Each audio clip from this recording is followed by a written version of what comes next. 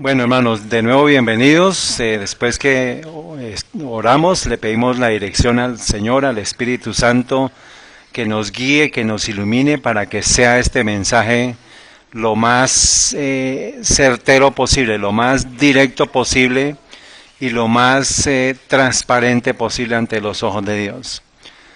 Es un tema que no es un tema muy fácil, hermanos, es un tema que implica, de una vez se me olvidó poner esa nota. Apaguen por favor sus celulares, ¿está bien?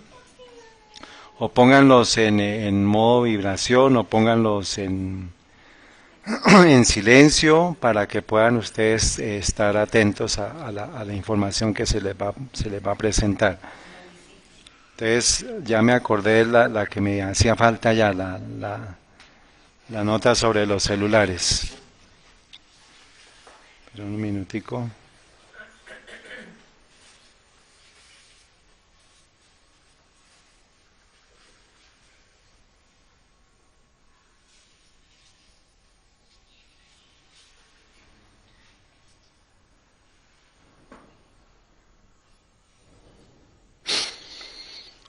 Bueno. Entonces, hermanos, vamos a comenzar este tema que reviste una importancia muy, muy fundamental. Es una profecía que la serie de este estudio la vamos a llamar Los 25 ancianos de Ezequiel 8:16.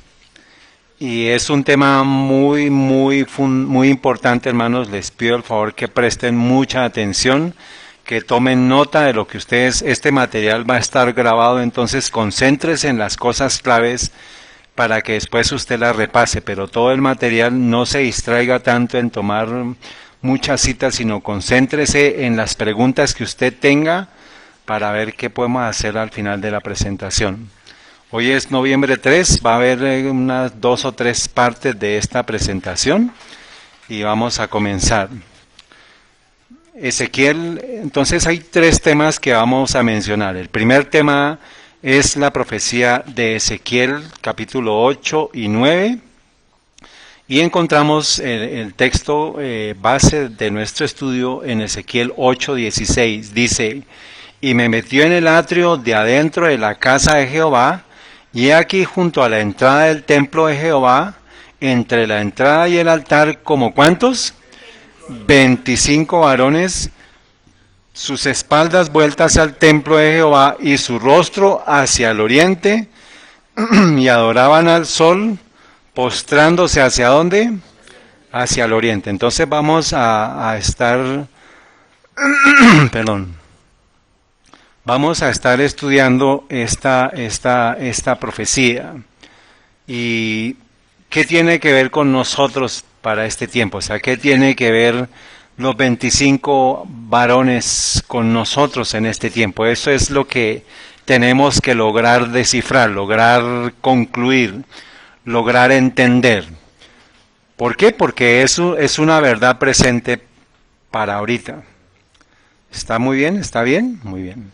Y de pronto para las visitas que nos acompañan, el acompañamiento, la guía de las personas que las invitaron va a ser muy importante. ¿Está bien? Blanquita, se invitó a Maye. Entonces es importante que el acompañamiento lo den las personas que están trayendo las visitas. Otro tema importante es el siguiente: alcanzar el mundo, creer a sus profetas. Esto fue el concilio de otoño del 2018 de la Conferencia General de los Adventistas del Séptimo Día en Battle Creek, Michigan, en octubre 14 a octubre 17 del 2018. O sea, ¿qué tiene que ver Ezequiel 8:16 con este segundo tema, que es la conferencia, el concilio de otoño de la Conferencia General de los Adventistas del Séptimo Día? Nosotros somos adventistas del Séptimo Día y es necesario que podamos ver lo que está pasando en la Conferencia General para que sepamos qué tan cerca está la venida de Cristo. ¿Está bien? ¿Está bien, hermanos? Entonces, para eso es importante que entendamos algo. Ted Wilson, que es el presidente de la Organización General de la Conferencia General de los Adventistas, hizo una invitación, la hizo en octubre 10 para una oración para ese evento. Y aquí menciona y dice, el presidente de la Iglesia Adventista Mundial insta a la oración antes del Consejo Anual. O sea, el Consejo Anual fue, él pidió la oración el 10 de octubre y el concilio anual se tuvo lugar en octubre 14 a octubre 17. O sea, ¿quién es el presidente de la Conferencia General? Ted Wilson. ¿Y cuándo comenzó él a ser presidente de la Conferencia General? ¿Alguien sabe? ¿Alguien se acuerda? 2010. Esta es una noticia de la fuente oficial de la Adventist Review Network. Wilson elegido presidente de la Iglesia Mundial Adventista del Séptimo Día, y esto fue en junio 24 del 2010. Aquí hay una... Entonces, desde el 2010, Ted Wilson está como presidente de la Conferencia General de los Adventistas del Séptimo Día. Por favor, recuerden esa fecha. ¿Qué? Junio 24, ¿de qué año? 2010. O sea que todo lo que suceda desde junio 24 del 2010, ¿quién es el final responsable?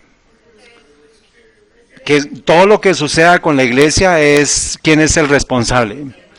Ted Wilson. Si en una compañía, por ejemplo, en una compañía petrolera o en una compañía de químicos, o qué compañía quieren ustedes comparar, cualquier compañía, si al final del año no se cumplen los objetivos de la compañía o en el periodo por el cual el presidente es nombrado, si no se cumplen los objetivos, ¿quién es el responsable? ¿El que lleva los mandados o el que lleva, o la señora de los tintos?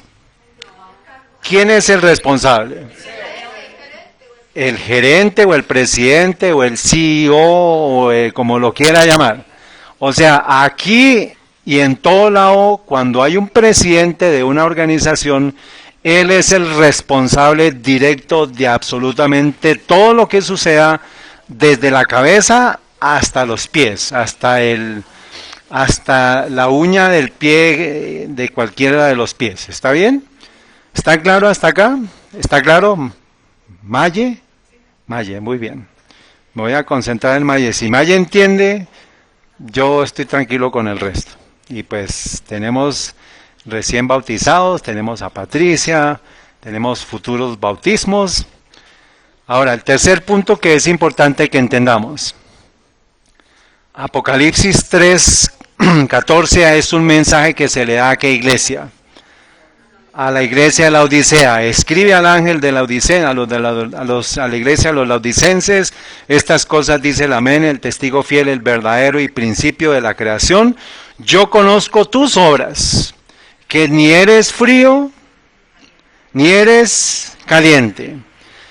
Quisiera que fueras o frío o caliente, mas porque eres ¿qué? Tibio y no frío ni caliente, te vomitaré de mi boca. Acuérdense los puntos. ¿Cuál es el punto 1? ¿Qué mensaje? ¿Qué texto? Ezequiel 8:16. El segundo punto es lo que sucedió en el concilio de otoño. Y el tercer punto que quiero que tengamos en cuenta es Apocalipsis 3, del 14 al 19. Entonces, necesitamos saber ¿cómo unimos estos tres puntos? ¿Cómo los unimos en el contexto de la profecía? Acuérdense que nosotros como pueblo de Dios tenemos unos ojos adicionales. ¿Cuáles son esos ojos adicionales? La profecía. ¿Está bien?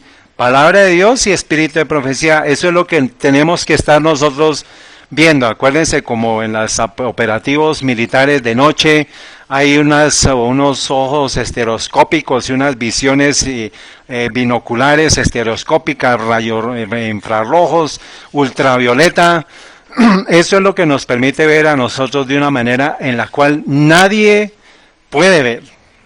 ¿Está bien? Entonces es muy importante, hermanos, que usemos esos lentes, palabra de Dios y espíritu de profecía, para que entendamos qué tan cerca estamos que Dios pronuncie estas palabras. ¿Están preparados? ¿Sí? Muy bien. Entonces, 1, 2 y 3. ¿Qué tienen en común estos 3 puntos que les acabo de dar? ¿Acaso es un asunto de vida o muerte? Pues tenemos que responderlo para saber si es así. Objetivos de esta presentación, hermanos. Quiero dejarlas por escrito para que por favor al final de las presentaciones vamos a ver si cumplimos estos objetivos. Primero, no convencer a nadie ni juzgar a nadie, sino mostrar evidencias de los cumplimientos proféticos y el espíritu de profecía con base en los eventos actuales en el mundo y especialmente en ¿dónde? ¿Que somos quiénes? ¿A partir de qué año? Muy bien. Segundo, proveer argumentos y criterios que contribuyan a las decisiones personales, familiares y grupales de acuerdo a la voluntad de Dios. O sea, usted necesita tomar decisiones con la información que se presente, y como esto está siendo compartido por diferentes canales en diferentes partes del mundo, la intención, hermanos, es que las personas que aún no han tomado una decisión, que aún están en qué condición, tibia, tomen una decisión o caliente o frío, para que el Señor nos está empujando a esta decisión. O sea, no puede, se acabó el tiempo de estar en el valle de la ¿qué? De la indecisión. O somos fríos o somos calientes, hermanos. Llegó el tiempo llegó, se los aseguro. No podemos estar más en el valle de la indecisión. Tercero, invitar a un estudio sincero de la palabra profética dada al pueblo remanente, especialmente en los libros de Daniel y Apocalipsis. O sea, Daniel y Apocalipsis es necesario que usted los estudie y los entienda, porque la prueba está asociada con eso, con esa información que presentan esos 2 libros, y el complemento maravilloso que tiene el pueblo adventista, que es el espíritu de profecía. Invitar a una transformación total por la renovación de nuestra mente y corazón para conocer cuál es la voluntad de Dios. Eso está en Romanos 12, 1 y 2. O sea, tiene que haber una transformación completa de todos nosotros. Y esto por medio de nuestro arrepentimiento y la confesión de pecados, que es la lluvia temprana. Porque la lluvia tardía es cuando el pueblo de Dios va a recibir la efusión completa del Espíritu Santo, pero habiendo tenido ¿qué? La lluvia temprana, ¿qué es qué? Victoria sobre ¿qué? Sobre el pecado, muy bien. Quinto, ayudar en la preparación de un pueblo que pueda recibir el derramamiento del Espíritu Santo, que es la lluvia tardía, para que pueda estar firme para la gran crisis de la ley dominical que se avecina, y por tanto la inminente venida de Cristo para llevarnos de regreso ¿a dónde? A donde pertenecemos. Maye, usted no pertenece aquí. ¿Usted pertenece a dónde? A la patria celestial, a la Jerusalén celestial, al igual que todos nosotros. ¿Está bien? Muy bien. Estos puntos, hermanos, quiero que tengamos en cuenta algo que dice el 30 de octubre. Esta semana estuvimos leyendo esto en nuestra devoción familiar. Y estos objetivos, hermanos, parte de ellos hice unas modificaciones, pero el quinto punto hace parte de una presentación que hice hace como 2 años en una región de Santander. Y les decía esto, les mencionaba esto. Hasta esta semana, hermanos, con el devocional, pude entender lo que escribí yo mismo hace 2 años, con el devocional de cada día con Dios. Satanás no ¿a qué? O sea, está ¿Y cuál es la tarea y el principal objetivo de Satanás? Destruirnos a todos. Dice, no ruego que los quites del mundo, sino que los guardes del mal. Está citando Juan 17:15. Satanás no ha muerto ni está paralítico, y prepara poco a poco las mentes para que se llenen de su espíritu. Entonces, ¿cómo es la preparación de Satanás? Poco a poco, para que trabajen de la misma manera como él lo hace contra los que desempeñan responsabilidades en la obra de Dios para estos últimos días. Entonces, ¿cuál ha sido la labor especial? Concentrarse en quiénes. Los que tienen, o sea, sobre los dirigentes, sobre los líderes. En el futuro, entonces ella está diciendo algo, en el futuro, el tiempo en que está diciendo, las acechanzas de Satanás se van a llevar a cabo con más poder que antes. O sea, ¿cuál poder se va a hacer más? ¿Hacia quién se va a enfocar más? Hacia los dirigentes. Ha aprendido mucho y está lleno de argucias científicas para anular la obra que está bajo la supervisión de aquel que fue a la isla de Patmos con el fin de enseñar a quién y darle las instrucciones para las que incluye a qué iglesia. ¿Cuáles son las iglesias? Díganmelo en el orden. Éfeso, Esmirna, Pérgamo, Tiatira, Sardis, Filadelfia y Laodicea. ¿Y quién fue el que le fue a enseñar a la isla de Patmos? ¿Quién le enseñó a Juan? Cristo, pero él envió a un ángel. ¿A quién? A Gabriel. Muy bien. Se empleará toda artimaña ingeniosa. Se aprovechará todo método posible con el fin de inducir a los hombres a vivir en el error para que la verdad no haga la obra que Dios quiere que lleve a cabo, es a saber, preparar a un pueblo mediante la santificación del Espíritu, para que se mantenga firme como una roca a los principios. Entonces, ¿cuál es el objetivo de la santificación del Espíritu? O sea, que el Espíritu nos santifique. ¿Para qué? Para que esté preparado, ¿para qué? Para la crisis que se avecina y que se mantenga firme como qué. Eso es lo que el Señor quiere para este tiempo, hermanos. Usted necesita estar firme en la verdad para que esté preparado para la crisis que se avecina, pero tiene que hacerlo por medio de su santificación. ¿Está claro? Está 1 más 1 es igual a ¿cuánto? Muy bien. Hay quienes no quieren humillar sus corazones delante del Señor, ni quieren andar rectamente. Entonces, ¿qué está sucediendo con ellos? Ocultan sus verdaderos propósitos y se mantienen en comunión con el ángel caído, que ama y practica la mentira. O sea, tienen una apariencia de que son hijos de Dios, pero en el fondo, en el corazón, en la oscuridad de su ser, en sus cosas íntimas, en sus transacciones diarias, donde nadie los ve, ¿qué está pasando con ellos? ¿En comunión con quién? O sea, ¿son instrumentos de quién?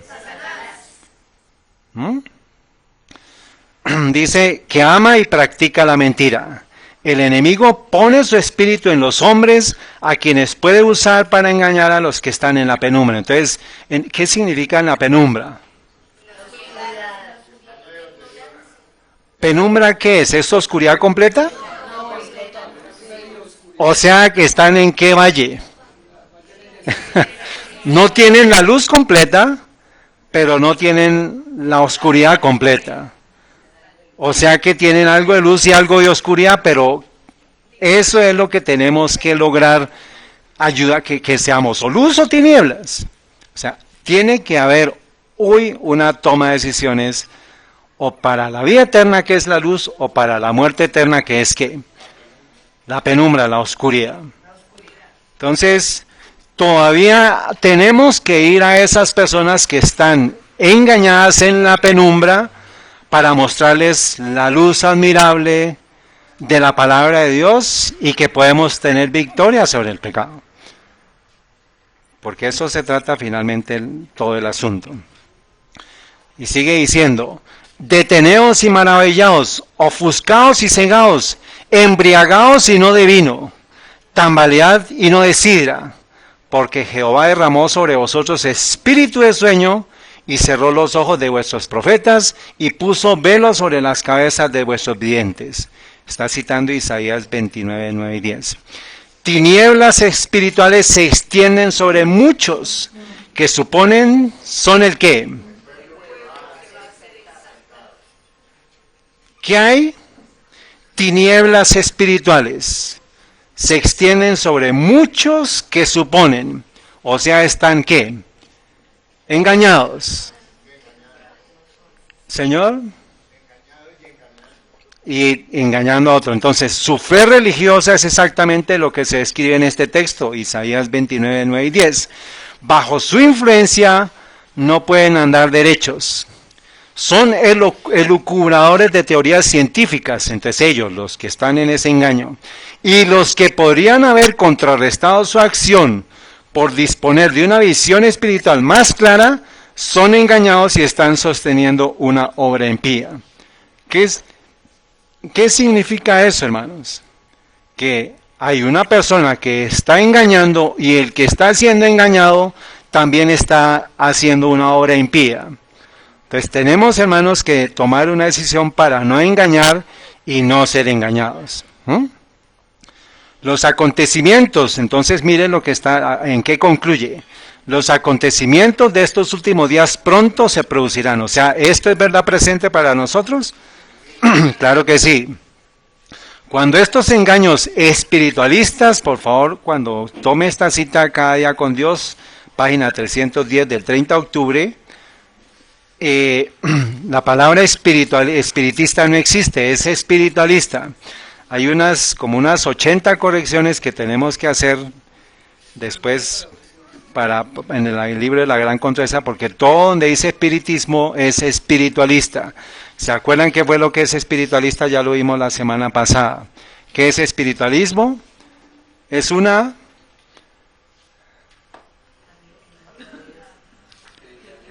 ¿Es una qué? Una mentira.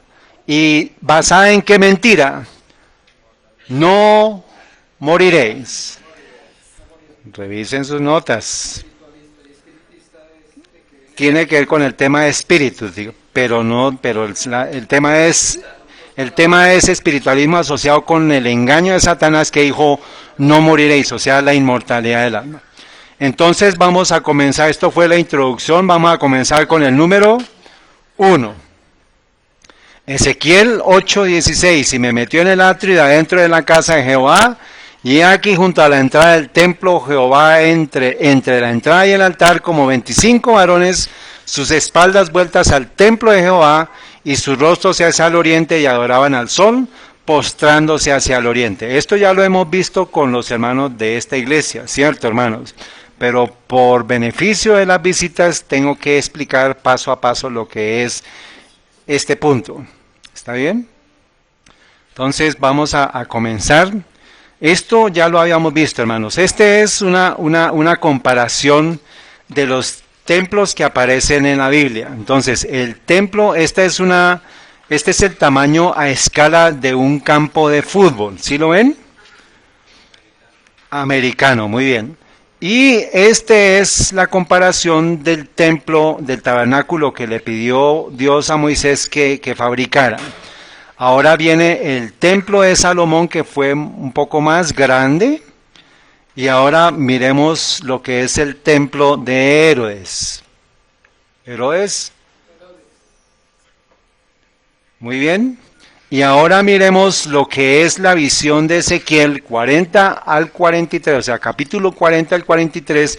Esta es la medida proporcionada de lo que es un templo que nunca se construyó, pero es un templo que se le entregó en visión a Ezequiel.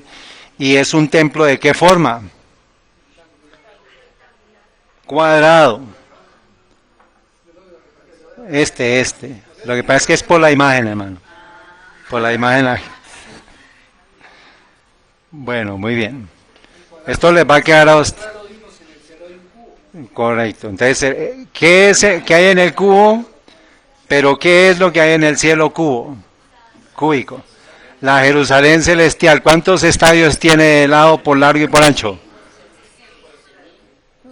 12.000 estadios. O sea, lado por lado. ¿Sí? Pues, ¿sí? ¿Está bien? Entonces, nos vamos a concentrar en este templo, porque todo lo que habla Ezequiel está asociado con el templo que él recibe en visión en los capítulos 40 al 43. ¿Está bien? ¿Hasta acá estamos? ¿Estamos, Tito? ¿Hasta acá? Tito también es una visita que nos acompaña, pero pronto está tomando decisiones, ¿cierto, Tito? Muy bien. Y es muy importante la ubicación. Sur, norte, este y oeste. Entonces la entrada, todo estaba hacia el oeste. Hay una entrada al norte, una entrada al sur. Y la parte del santuario, del lugar santo y lugar santísimo está en el lado occidental. ¿Está bien? Bueno, vamos a seguir. Y todo comienza, Ezequiel 8:16 comienza en Ezequiel 8:1. Entonces tenemos que arrancar en Ezequiel 8:1.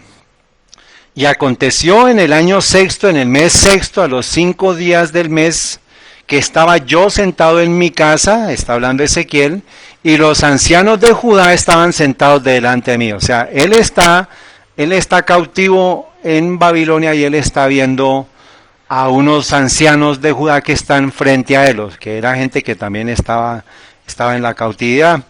Estaban sentados delante de mí. ¿Y qué sucede? Y allí descendió sobre mí la mano del Señor Jehová. Y miré, y aquí una semejanza que parecía fuego desde sus lomos para abajo y fuego, y desde sus lomos para arriba parecía como resplandor, como el color del ámbar. Y aquella semejanza extendió la mano y me tomó por las guedejas de mi cabeza, o sea, lo toma y lo lleva. Dice, y el Espíritu me alzó entre el cielo y la tierra y me llevó en visiones de Dios. ¿A dónde? A Jerusalén, a la entrada de la puerta de adentro que mira hacia el norte. O sea, lo lleva a este templo en visión y lo lleva, el templo no estaba construido, pero lo lleva en visión y lo lleva a Jerusalén. O sea, une el templo que es en visión con Jerusalén. Muy bien. Sigue diciendo, donde estaba la habitación de la imagen del celo, la que hacía celar. Entonces, vamos a ver en dónde ubica la imagen del celo. Vamos a estudiar hoy lo que es la imagen del celo. ¿Qué significa la imagen del celo? Espero que usted esté también en sus Biblias haciendo sus notas. Dice, y he aquí, allí estaba, versículo 4, y he aquí, allí estaba la gloria de Dios de Israel como la visión que yo había visto en el campo, y me dijo, hijo de hombre, alza ahora tus ojos hacia el lado del norte. Y alcé mis ojos hacia el lado del norte, o sea, él está aquí en la puerta, y le dice, alza tus ojos hacia aquel lado, hacia el norte, dice, y alcé mis ojos hacia el norte, y aquí al norte, junto a la puerta del altar, está la puerta del altar, una imagen, la imagen de celo en la entrada, o sea que al lado de la puerta que da hacia el norte, una imagen del celo. Esto es una imagen del celo, lo vamos a ver ahorita. Y me dijo, hijo de hombre, ¿no ves lo que estos hacen? ¿Quiénes son ellos? Los ancianos que vio al principio no, todavía no hemos llegado al 25. ¿A quién vio al principio? A unos ancianos. Entonces por eso le dice, estos, o sea, ellos en Jerusalén, ¿qué están haciendo? Dice, ¿no ves lo que estos hacen, las grandes abominaciones que la casa de Israel hace aquí? ¿Está dónde? En Jerusalén. Está citando lo que está sucediendo en Jerusalén. ¿Qué hace aquí? Perdón. La casa de Israel hace aquí para alejarme de mi santuario. Entonces, ¿qué fue lo que estaban ellos construyendo? Unas imágenes del celo. ¿Con qué propósito? Para alejar a quién de qué. para alejar a Jehová del santuario. Pero finalmente, si se aleja Jehová de su santuario, el pueblo ¿cómo queda?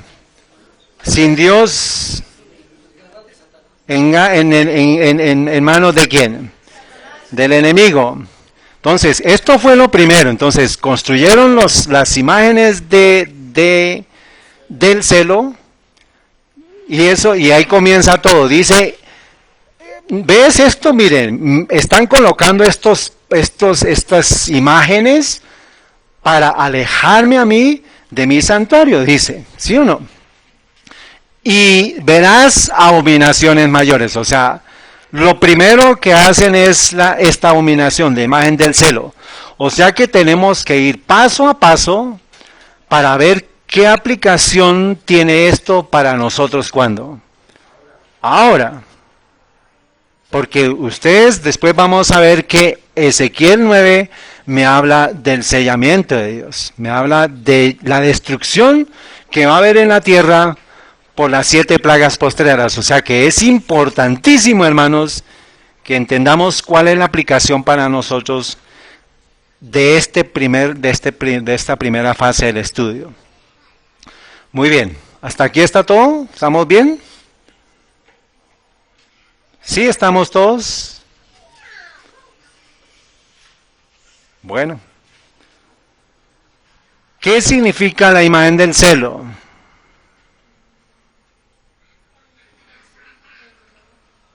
Tito, ¿qué significa la imagen del celo? No sabe. Patricia, ¿qué significa la imagen del celo? Muy bien, una representación fálica. O sea, ¿y qué es el falo? Es el órgano sexual masculino. Muy bien. Vamos a mirar lo que nos dice la historia de... hay un libro que se llama La adoración fálica, es un libro histórico que ha tomado todas las culturas, todos los estudios de civilizaciones antiguas y que ha registrado la trazabilidad de la adoración fálica, o sea, la adoración del órgano sexual masculino. ¿Qué significa eso? Y hay 4 cosas que están asociadas con la adoración fálica. El pilar, que son las columnas, la triada, ¿de qué? ¿Qué estuvimos estudiando la semana pasada y el video que les envié ayer? ¿Alguien lo vio? Pero la falsificación de la verdadera ida. Entonces, cuando se habla de trino, triada, tiene que ver con adoración fálica, o sea, es un símbolo de la oración fálica. El triángulo, cuando nos pinten triángulos, pirámides, todo eso tiene que ver con la oración fálica. La cruz es un símbolo pagano, no es un símbolo cristiano. Cristo fue clavado en la cruz, pero la cruz existía antes de Cristo. Y la cruz era un símbolo de maldición. ¿Pero por qué? Porque tiene que ver con un culto idolátrico al falo, al sexo. ¿Está bien? Y la serpiente, esos son símbolos que ha ido a través de las culturas paganas de generación en generación, que podría aplicarse de degeneración en degeneración. Dice el texto, ¿por qué estos emblemas fueron escogidos como símbolos de ideas religiosas? Por ejemplo, una cruz, ¿cierto? El triángulo. Entonces esos son símbolos que se usan ahorita como símbolos cristianos. ¿Tenemos cruces todavía en nuestras casas? ¿Sí? De pronto las visitas, de pronto las tienen, ¿cierto? Dice, ¿cuándo fueron dice, ¿qué representaban originalmente? O sea, tenemos que ir al origen. ¿Cuándo fueron adoptadas por primera vez? ¿Y por qué está en uso tan general? ¿Qué quieren decir ahora? ¿Cuándo, cómo y por qué los significados de estos símbolos cambiaron de su valor original a sus interpretaciones actuales? O sea que simbolizaban algo y por el tiempo, porque se ha ido cambiando la manera de pensar, ya significan otra cosa. Usted ve una cruz y ¿qué significa? ¿Qué cree que significa? Cristo, cristiano, Jesús. Pero resulta que si usted va a la fuente original de lo que significaban, y va a encontrar un símbolo pagano de adoración idolátrica al sexo. Eso es lo que tenemos que ayudar a que otras personas conozcan, hermanos. Porque esto es la luz que ha resplandecido sobre ustedes y sobre mí. Sigue diciendo, ¿por qué se han conservado tan tenazmente estas formas, mientras que sus significaciones se han modificado tan frecuente y tan radicalmente? O sea que un culto, un símbolo pagano se transformó en un símbolo cristiano. Antes incluso de que el verdadero buscador de la verdad las aceptara como mejoras en los antiguos credos y formas de culto. Voy a adelantarme, esto les queda para que lo lean completamente. El falo erecto, o sea, el miembro sexual masculino erecto, fue por lo tanto el primer objeto de veneración y adoración del hombre. O sea, cuando Caín sale del Edén, comenzó un proceso de degeneramiento, que degeneró ¿en qué idolatría? En el sexo. Las imágenes fálicas que representan el órgano en sí, el principio masculino o el creador masculino invisible, según las diferentes visiones e interpretaciones de los adoradores, eran desde los primeros tiempos tradicionales hechos en toda variación concebible de forma y tamaño. El objeto presentado al ojo era, desde el punto de vista moderno, grosero, pero la idea simbolizada era grandiosa, y la reverencia hacia el Creador, Creador en minúsculas, se demostró por el paso del honor abundante al signo, del paso del honor abundante al signo y especialmente al órgano que representa. ¿Por qué? Porque el órgano sexual masculino pues es el símbolo para ellos de creación. Nosotros lo tenemos como un acto de procreación, mas no de creación. Porque ¿quién es el creador?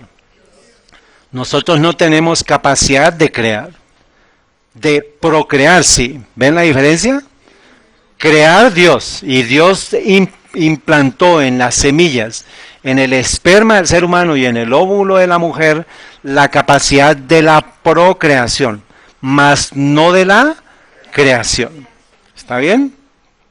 Entonces, algo que Dios hizo fue convertido en un acto de adoración pagana, que es el acto sexual. Por eso el símbolo del falo, el símbolo de la columna erguida, es un símbolo del órgano sexual erecto. Eso es importante que se los expliquen ustedes a sus hijos para que entiendan de qué estamos hablando, pero es importante que lo estudiemos porque eso tiene que ver con los eventos actuales dentro de la Organización Adventista del Séptimo Día y de nosotros como pueblo de Dios. Entonces, se habla de la triada masculina, el falo se llamaba Asher, que significa recto, erguido, erecto. Y también la palabra Anu, esto se los dejo para que lo lean. Pero entonces, en términos de cuando ustedes vean, voy a mostrarles unas grafiquitas. Ah, no, esto no está aquí. Sí. Cuando ustedes vean, por ejemplo, este tipo de figuras, hermanos, son siempre representaciones del falo. Entre ellas, ¿cuál está? La cruz. Esto simboliza la parte del órgano sexual masculino, pero pues no voy a entrar en detalle por el tema de los niños, ¿está bien? Pero les queda a ustedes para que por favor lo lean. Entonces, ¿viene de dónde? ¿De qué palabra? Asher. ¿Qué les viene a la mente? ¿Quién dijo? Señora, ¿Acera? ¿Acera dijo, hermana? ¿Sí o no? Pues eso es, hermanos. Vamos a mirarlo. En términos generales, sin embargo, el eunuco ha sido y es visto con desprecio, a veces mezclado con la compasión. Por eso cuando son llevados cautivos a Babilonia los hebreos y son castrados, eso era una humillación. Bueno, dice, esta es solo una de las pruebas innumerables que encontramos que el muy denunciado, el culto fálico, no es en absoluto obsoleto entre los mejores y más sabios de los habitantes de la tierra. O sea, se ha mantenido ¿qué?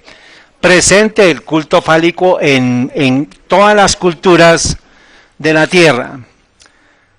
Sigue diciendo, esta triada se representaba claramente. Cuando habla de triada son los símbolos que estamos viendo aquí a continuación.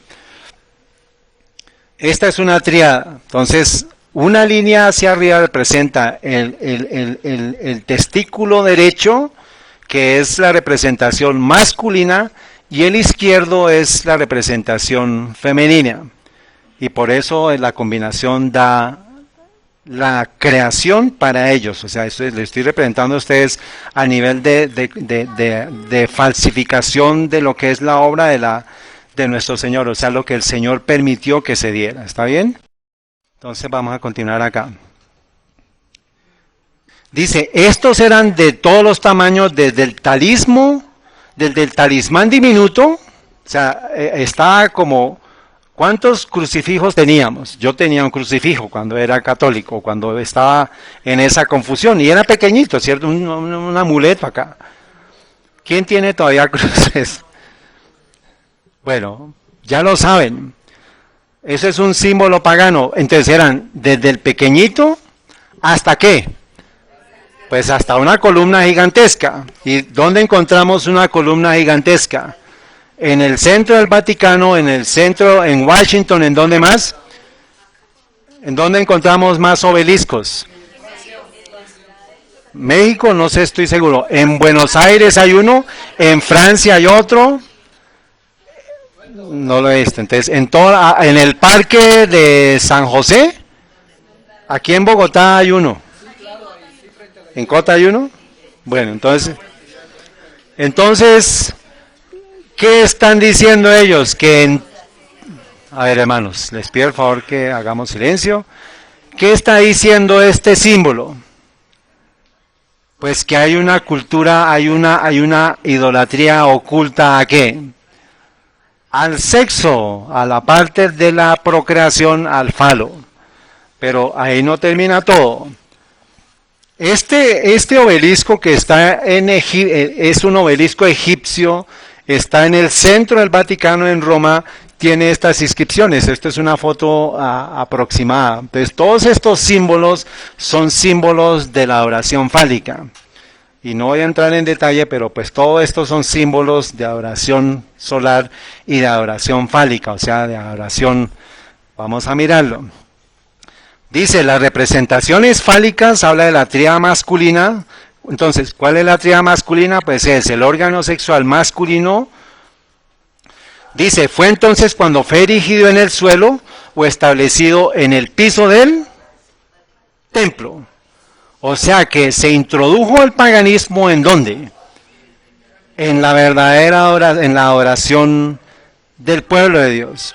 Eso fue lo que vio Ezequiel. Esto lo está estudiando él a partir del conocimiento de la historia del paganismo en las culturas antiguas. Y lo está diciendo. Se erigió en el suelo o se estableció en el piso de donde. O sea, el pueblo de Dios tomó lo que había en las culturas antiguas y lo trajo ¿a dónde? Al templo. Eso fue lo que Ezequiel vio. Pero esto lo está diciendo él desde las culturas asirias, babilónicas antiguas. Ellos estaban cautivos en la Babilonia reciente, no en la Babilonia antigua. Babilonia antigua arranca ¿con quién? Con Nimrod, acuérdense. Babel fue hecha o fue construida por Nimrod. Muy bien. Entonces, estos son los símbolos, hermano. Entonces nosotros, el pueblo de Dios, no tiene nada que ver con taos, ni con cruces, ni con símbolos, ni con manifestaciones de columnas, de representación supuestamente de conmemoraciones o eventos o memorials monumentos conmemorativos, eso no tiene nada que ver con la verdadera oración a Dios. Exactamente, claro, eso es parte de lo que está violándose en el principio del segundo mandamiento, que es no tener imágenes. Muy bien. Dice una forma verbal de la tríada que esotéricamente contiene todas las doctrinas de la Trinidad creadora masculina, se encuentran ocasionalmente en esculturas antiguas y se muestra en su forma traducida en este diagrama. Es Asher, Aksu, H-O, pero la palabra hacer viene de dónde, o para nosotros cómo lo entendemos, acera. Entonces tiene que ver con el miembro viril erecto, todos señalaban hacia el faro erguido viviente. Y miremos, por ejemplo, la tríada egipcia, la tríada creadora egipcia, ¿quiénes eran? Isis, Horus y Set. Muy bien. IHS, acuérdense por favor esto porque allá vamos a terminar. Esta es la tríada egipcia de la creación, perdón. Y ellos son dioses. Entonces el símbolo, por eso es que ellos saliendo de Egipto, lo primero que empezaron a adorar los israelitas fue que a una vaca cuyos símbolos de los cuernos, el símbolo que había arriba era el sol. Esa es adoración al sol, pero tiene que ver con adoración idolátrica al sexo. Muy bien. Entonces, ¿qué práctica era parte de la oración fálica? Que es la imagen de acera. Entonces, la imagen de acera, acuérdense que tiene que ver con la adoración fálica. ¿Hasta aquí está claro, Maye? Muy bien. ¿Qué práctica era parte de la oración fálica? Que es la imagen de acera. O sea, cuando había una imagen de acera o cuando había una columna, ¿qué práctica estaba inherente? O sea, era parte de ese proceso.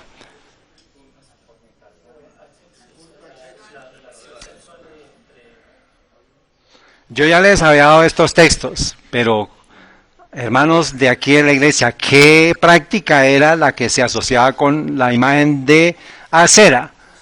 La sodomía. Muy bien, ¿qué texto? Muy bien. Levítico 18:22 dice, no te echarás con varón como con mujer. ¿Entendemos todos eso? Por favor, los jóvenes. Dios dice, no te echarás con varón como con mujer, eso es abominación. Ni con ningún animal tendrás ayuntamiento. Eso es, ¿cómo la llamamos ahorita? Bestialismo en su término general, porque la zoofilia ya es la depravación de tener relaciones amorosas con un animal, pero el término básico es bestialismo. Ni mujer alguna se pondrá delante de animal para ayuntarse con él. Eso es depravación. ¿Está bien? O sea que, y ahí muestra un proceso de degeneramiento a nivel humano. ¿Cuál es el primer nivel de degeneramiento? Que haya relación de quién con quién. De hombre con hombre o mujer con mujer. El siguiente paso va a ser que el hombre tenga relaciones con quién. Con animales. Y el último paso que está describiendo ahí es que la mujer entre a copular con animales. Ese es el punto que Dios dice, eso es una abominación ante mis ojos y por tanto te destruiré, te vomitaré de mi boca. Y acordémonos que el término te vomitaré de mi boca no se lo está diciendo al mundo, sino a quién se lo dice, a su profeso pueblo de Dios que hace parte del último periodo de la historia de la Iglesia de Cristo. Primera Reyes 16:33, hizo también Acab una y qué, y Acab hizo provocar a ira a Jehová, Dios de Israel, más que todos los reyes de Israel que antes de él habían sido. O sea que llega Acab, se casa con una Filistea, ¿es Filistea? No, de Sidón, correcto, que es una mujer pagana, que es una prostituta, y por medio de ella se introduce ¿qué? La adoración ¿qué? Pero ¿qué estamos estudiando? La adoración al falo, al sexo. Muy bien. Y Segunda de Reyes 23:7 me da la clave. Y está Josías haciendo lo que había hecho su ascendiente, y él es descendiente de él, de Acab. Dice, además derribó las casas de los sodomitas que estaban en la casa de Jehová, en las cuales las mujeres tejían pabellones ¿para quién? Entonces, la imagen del celo tiene que ver con adoración a Acera, pero tiene que ver con imagen al falo, o sea, tiene que ver con prácticas. ¿Está claro, hermanos? Explíqueme, hermana Ludari, lo que acaba usted de escuchar. En sus palabras.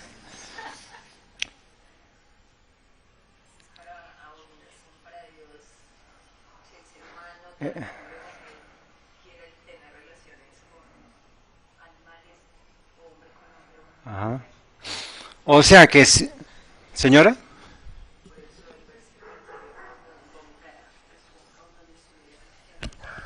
Muy bien, gracias. Entonces, hermano, lo que estuve mostrando.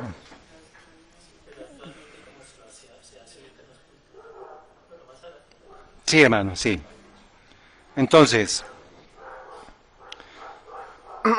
el término de acera viene del hebreo H842, eso es del diccionario de concordancia. Strong dice, acera, que era una divinidad fenicia. O sea, Jezabel ella introduce estos paganismos, estas cosas paganas, y dice que acá fue el que introdujo eso en el pueblo de Dios. Y que ninguno de los reyes de Israel se había atrevido a hacer eso. O sea que nosotros, hermanos, tenemos que lograr identificar un Acab moderno. Y vamos a tener que ver las evidencias para saber en qué momento se introduce la sodomía dentro del campamento, dentro del pueblo de Israel, para que podamos decir sin temor a dudas, sin el menor asomo de duda, ¿quién es el Acab moderno? Aquel que introduzca ¿qué?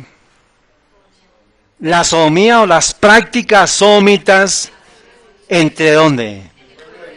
Entre el pueblo de Dios específicamente, ¿en dónde lo introdujo? En el santuario. O sea, ¿quién es el pueblo del santuario? 1844 inició la limpieza del santuario. ¿Quién es el pueblo que conoce el santuario? ¿Qué dicen las verdades presentes que nos caracterizan? Pero los temas como que el santuario, la profecía de las 2300 tardes y mañanas, los mandamientos de Dios y la fe de Jesús, esto es verdad presente. Son los temas que necesita el pueblo. ¿Estamos hablando de santuario? Estamos hablando de profecía de las 2300 tardes y mañana, estamos hablando de los mandamientos de Dios, estamos hablando de la fe necesaria para enfrentar la crisis que se avecina. O sea que este tema es verdad presente, hermanos. No se me duerman, por favor. ¿Tienen sueño? Y les pido el favor que les ofrezco disculpas para correr la programación. Pero es necesario este tema, hermanos, porque justo lo que les estoy diciendo tiene que ver con lo que sucedió hace una semana en la conferencia en el de los adventistas del séptimo día.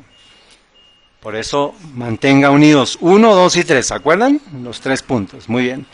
Jeremías 17:2, cuando sus hijos se acuerdan de sus altares y de sus imágenes de acera junto a los árboles verdes en los collados altos. O sea, por eso es que dice que siempre se buscaba colocar estas cosas en las montañas, en los lugares altos. O sea que cuando llegaban a ese punto, en esas prácticas de adoración a Acera estaba incluido ¿qué? La práctica sodomita. Todo eso, y eso es parte de lo que estamos viendo, hermanos, el afloramiento de la sodomía, de la pedofilia en la Iglesia Católica y en todas las diferentes organizaciones, porque lo que está detrás de la práctica de ellos es el tema de eso es un culto, finalmente es un culto a Satanás. Que le quite, por eso es que ese es el engaño que el enemigo está disfrazando esto, supuestamente es ateísmo, pero detrás de las prácticas sexuales hay un culto idolátrico a Satanás. Entonces tenemos que entender eso, hermanos, para poder presentar esta información. Miqueas 5:14, y arrancaré tus imágenes de acera, es el mismo término que está en Reyes, que está en Jeremías, que está en Isaías. Más adelantamos el otro en Isaías y tiene que ver con el tema de las prácticas homosexuales que había en medio del pueblo de Dios. ¿Y qué dice? Arrancaré tus imágenes de en medio de ti y destruiré tus ciudades. Entonces, ¿qué le espera al profeso pueblo de Dios que practique la sodomía? Eso es 1 más 1 igual a 2, hermanos. Y no puede haber decir, pero es que Señor, tú me castigaste. No, tus actos te condenan. Tus palabras te condenan. Recuerden por favor esto. ¿Por qué voy a ser condenado yo? Arrancamos en dónde. Mis pensamientos, mis actos y mis palabras. Entonces, o tus palabras te salvan o tus palabras te condenan. Pero ¿de dónde vienen tus palabras? De los pensamientos y del corazón. Porque de la abundancia de tu corazón habla tu boca. Entonces, las palabras, ¿de dónde salen? O una mente sana o una mente pervertida es la que permite que salgan palabras de mí. Pero eso arranca es de la intención o de la motivación o de las acciones que yo quiero, pero a partir de los pensamientos. Acuérdense que todo arranca ¿en dónde? En los pensamientos. Entonces pregunta, ¿de qué culto hacía parte la práctica sodomita? Entonces ya vimos acera, prácticas homosexuales, columnas o todo lo que tenga que ver con columnas, con cruces, todo es un símbolo de adoración fálica, o sea, un símbolo de adoración o de prácticas sodomitas, prácticas homosexuales. ¿Y de qué culto hacía parte la práctica sodomita?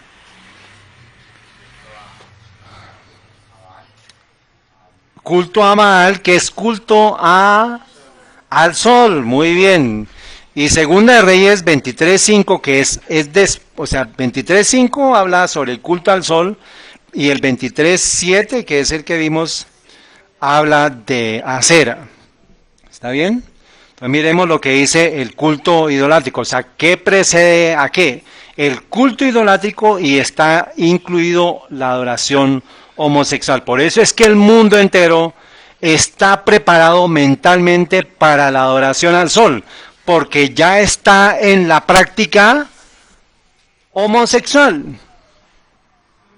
O sea que tenía que prepararse la mente, pervertir la mente, porque lo que viene es que la crisis de la ley dominical que tiene que ver con adoración al sol. Por eso es que se está proliferando la homosexualidad por todo lado. Y el pueblo de Dios cada vez está más comprimido.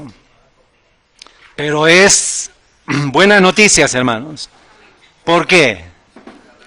Porque la redención está cerca, hermanos. Esas son las buenas noticias del Evangelio.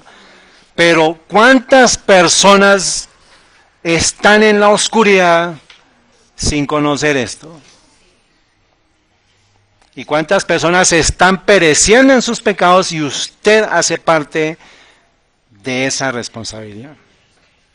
Por eso, de mi parte, estoy haciendo este tema, publicándolo, para que sea como parte del proceso de que podamos ayudar a otras personas.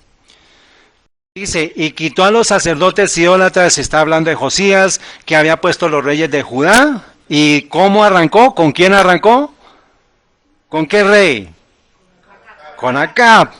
Y en los alrededores de Jerusalén y asimismo a los que quemaban incienso a Baal, al sol, a la luna y a los signos del zodiaco y a todo el ejército del cielo. O sea que la adoración al sol está asociada con la adoración a la luna, con los signos al zodiaco, con el ejército del cielo. Cuando usted vea todo lo que tenga que ver con zodiaco, Géminis, Escorpión, Tauro, todo eso es adoración idolátrica al sol.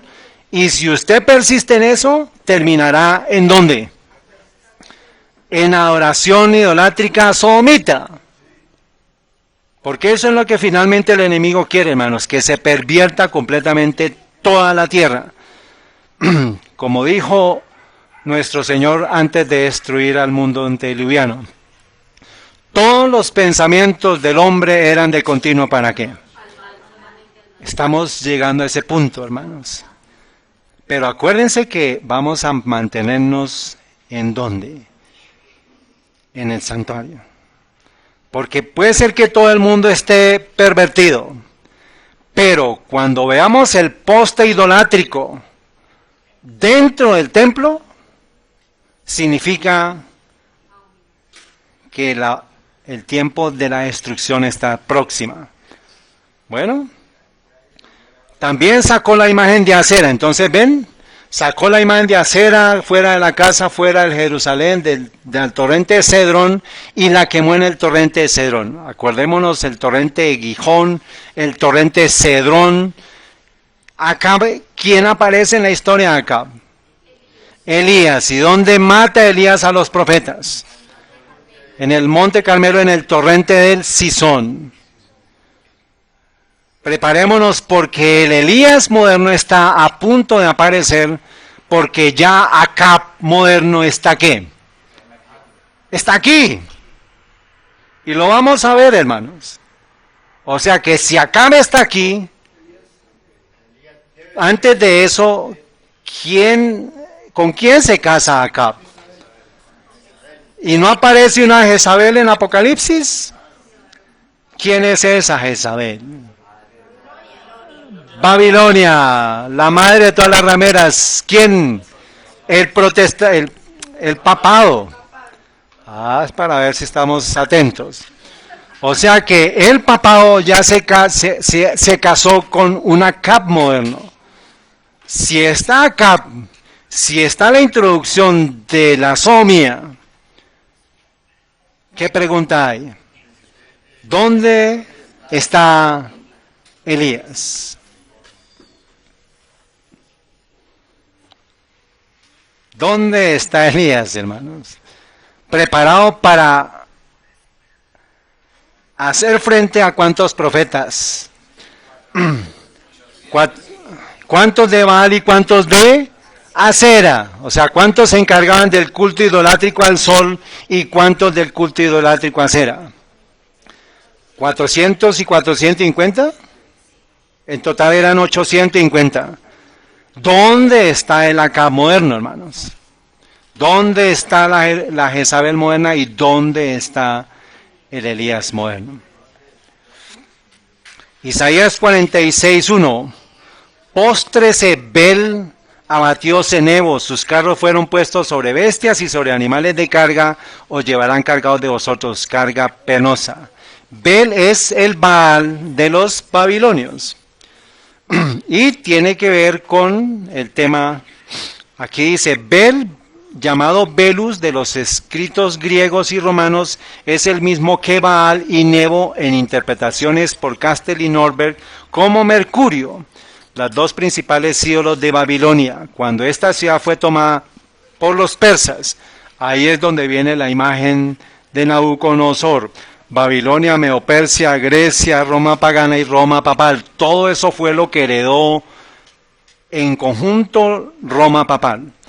Todo el paganismo, él es el sumo sacerdote de la adoración idolátrica a Acera y de la adoración idolátrica a Baal, y la adoración idolátrica a Acera contempla las prácticas homosexuales. Eso es lo que está aflorando en la Iglesia Católica en este tiempo. ¿Por qué? Porque se está destapando la verdad de los profetas de Baal, de los profetas de Acera. Y ahora la pregunta de nuevo: ¿dónde está Elías? Ya el escenario está puesto, hermano, y no lo sabemos siquiera. No sabemos que ya el templo de Dios fue profanado por la sodomía.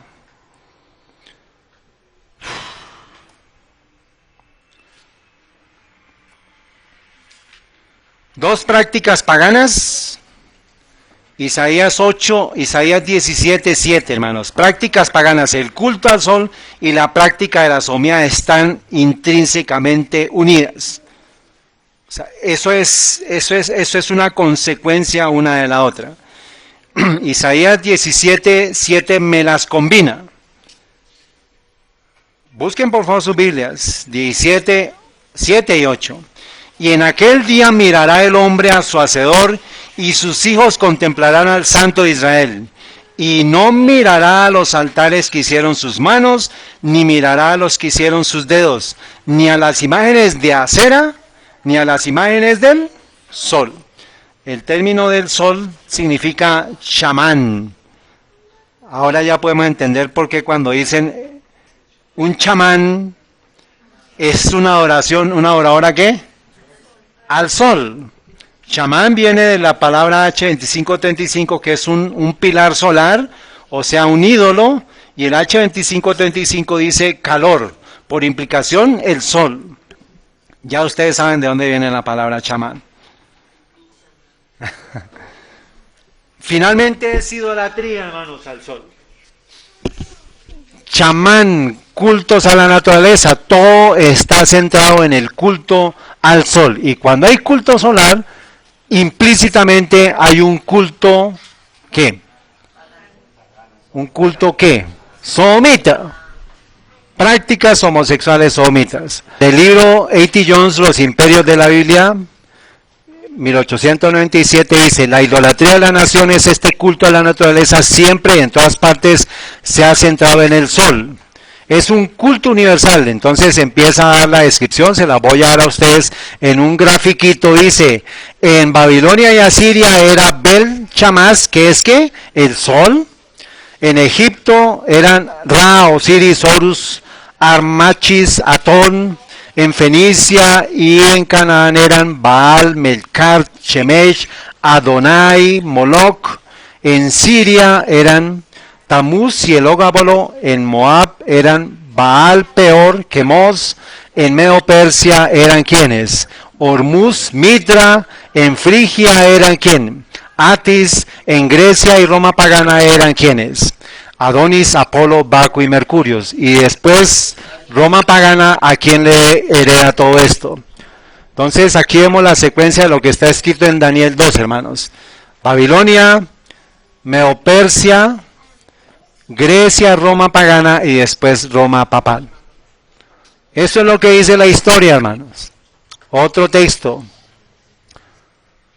Los misterios bajo su aspecto astronómico. Este es las sociedades secretas de todas las edades. Por eso es que, hermanos, todos los presidentes, todos los grandes industriales están asociados con sociedades secretas, y dentro de las sociedades secretas está implícito el culto solar y las prácticas ¿qué? Eso es parte de las iniciaciones de ellos, hermanos. Entonces se habla del culto idolátrico a la muerte, la oscuridad. Este es un resumen de lo que les estoy diciendo a ustedes, hermanos. Son los nombres: Tamuz, Hormuz, Atis, Mitra, Agmón, Hércules, Balder, Baco, Tamuz, el gran pan. Los nombres de las diosas: Mahabba, Bawani, Kal, Isis, Ceres, Prosperpina, Perséfone, la reina del cielo, la rosa, la madre del sol, Ishtar, Acera, Meet Beret, la gran diosa vaca del cielo de la creación.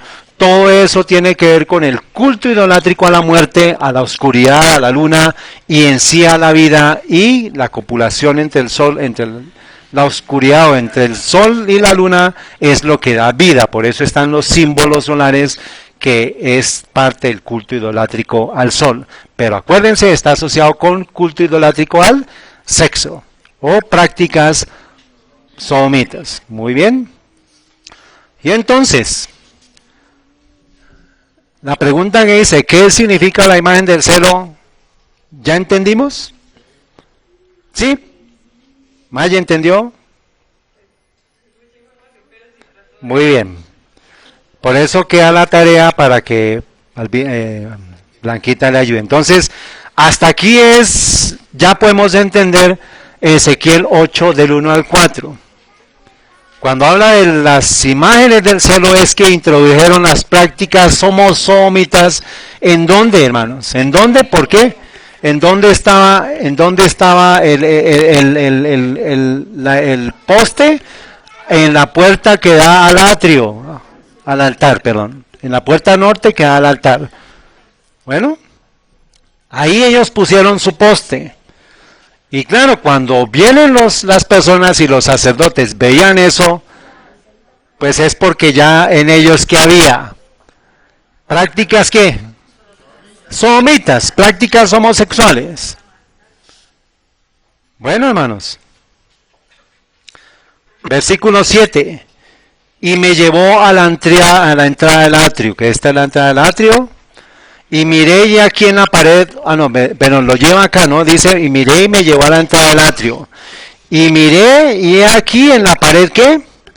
Un agujero. O sea, que él ve en la pared un agujero y me llevó a la entrada del atrio y miré y aquí el agujero y me dijo, hijo de hombre, cava ahora en la pared. O sea, haga un ¿qué? Un hueco. Y cavé en la pared y aquí una puerta. Y me dijo luego, entra y ve las malvadas abominaciones que estos hacen allí. Entonces, ¿cuál fue la primera abominación?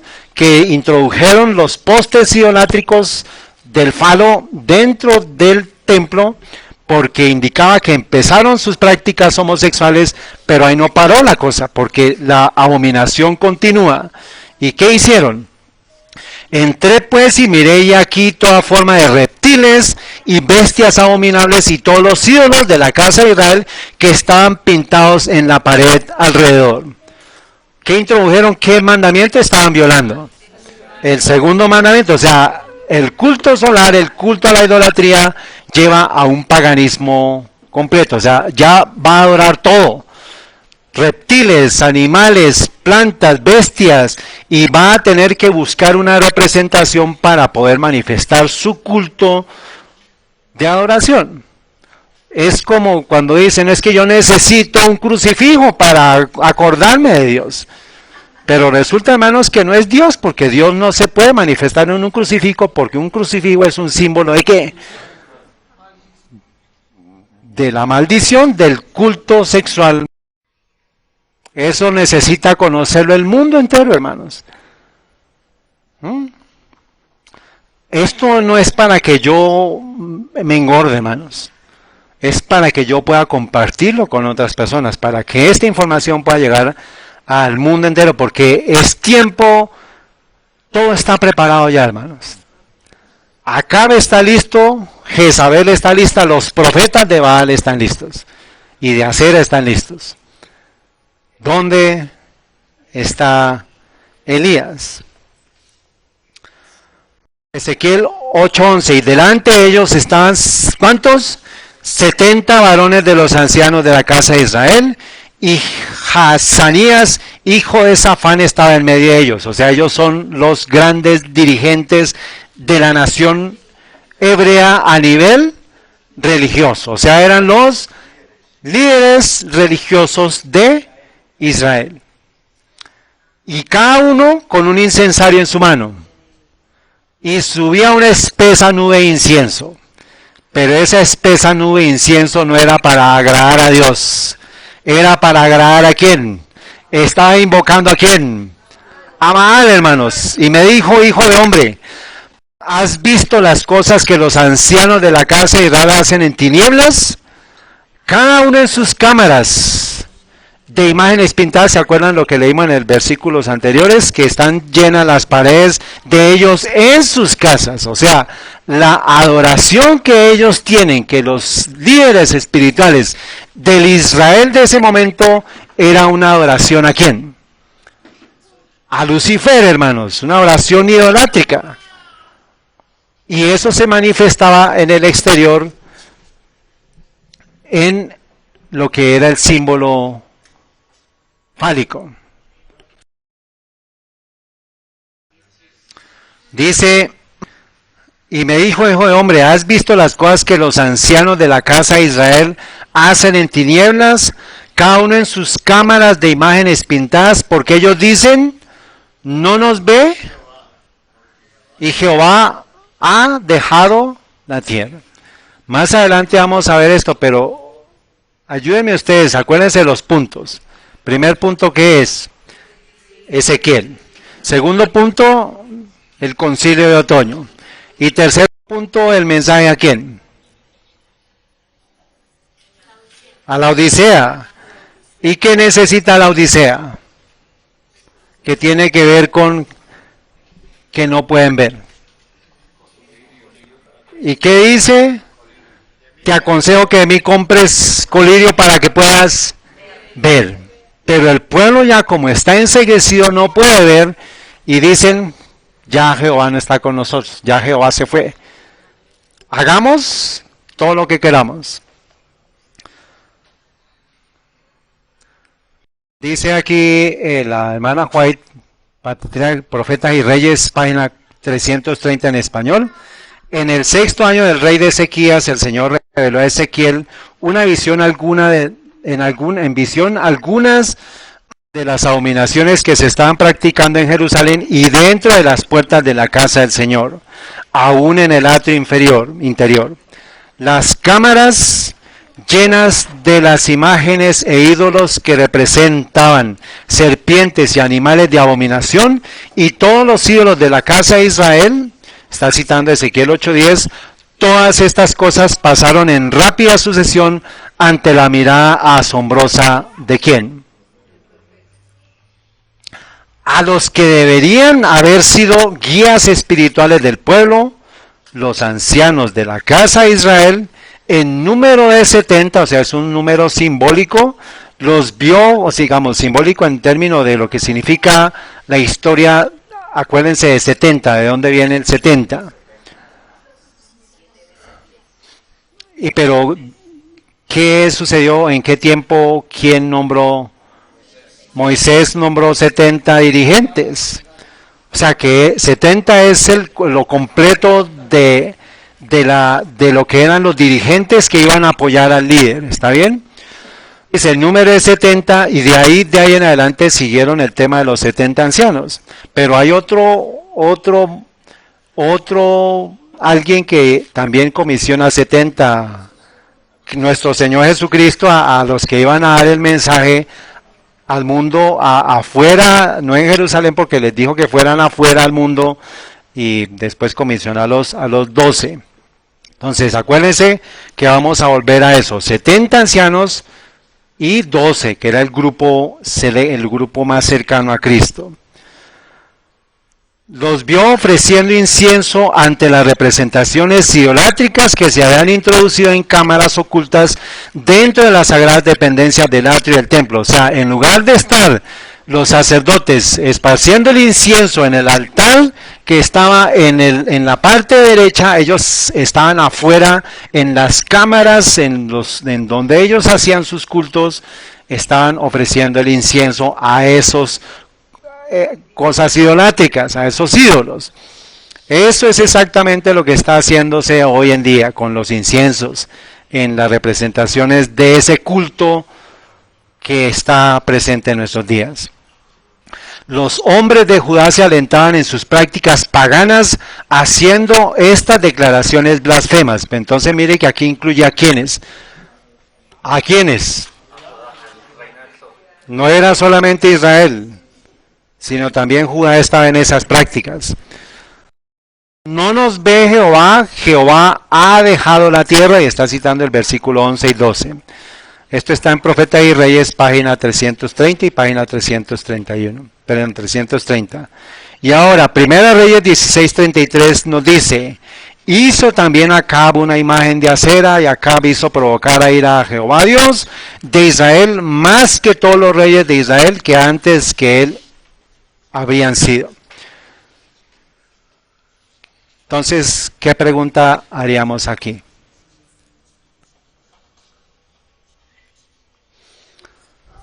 Cuando Acab aparezca, aparecerá la imagen de acera, y Acab va a hacer provocar a Dios a ira. Eso fue lo que sucedió allá. Pero tenemos que hacer la aplicación hoy. Identificar quién es Acab, en qué momento se hace la imagen que es ¿qué? Que es prácticas sodomitas, y eso va a llevar a que Dios, a provocar la ira de Dios. ¿Y qué es la ira de Dios para nosotros en este tiempo? ¿Dónde está ese texto? Apocalipsis 15. Lean por favor Apocalipsis 15:1. ¿Qué dice?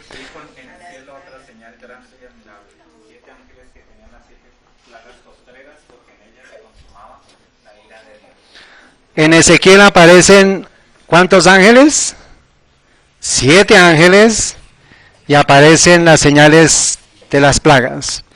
Pero aparece también un sellamiento, es exactamente lo mismo que nos está diciendo allá. Maye, tenemos que tener un sello de Dios en nuestra frente. Ese sello tiene que estar aquí por conciencia y aquí por amor. ¿Queremos recibir el sello de Dios? ¿Qué es el sello de Dios? Los que van a recibir el sello de Dios son los que gimen y claman por las abominaciones que se están llevando a cabo. ¿En dónde? En Jerusalén, en el templo de Dios. Entonces, hermanos, pregunta: ¿quién es el Acab moderno? Porque eso va a ser la clave para saber qué tan cerca está la ira de Dios por caer sobre la tierra. Porque el Señor está esperando es que su pueblo se despierte, su pueblo salga de el hechizo que tiene, para que esté preparado. ¿Para qué evento? Para la ley dominical. O sea, la ley dominical tiene que ver con culto ¿a qué? Al sol. Y eso implica que ya las prácticas sodomitas deben estar ¿qué? Rampantes, galopantes.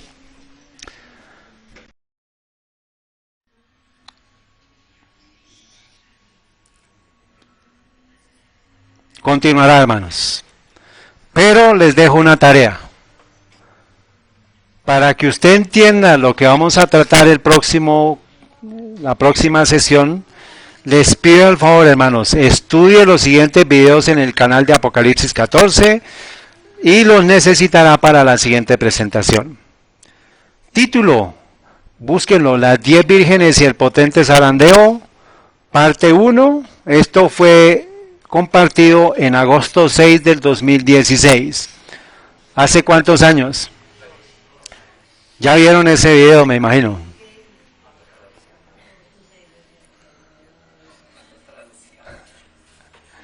Las 10 vírgenes y el potente zarandeo, parte 2.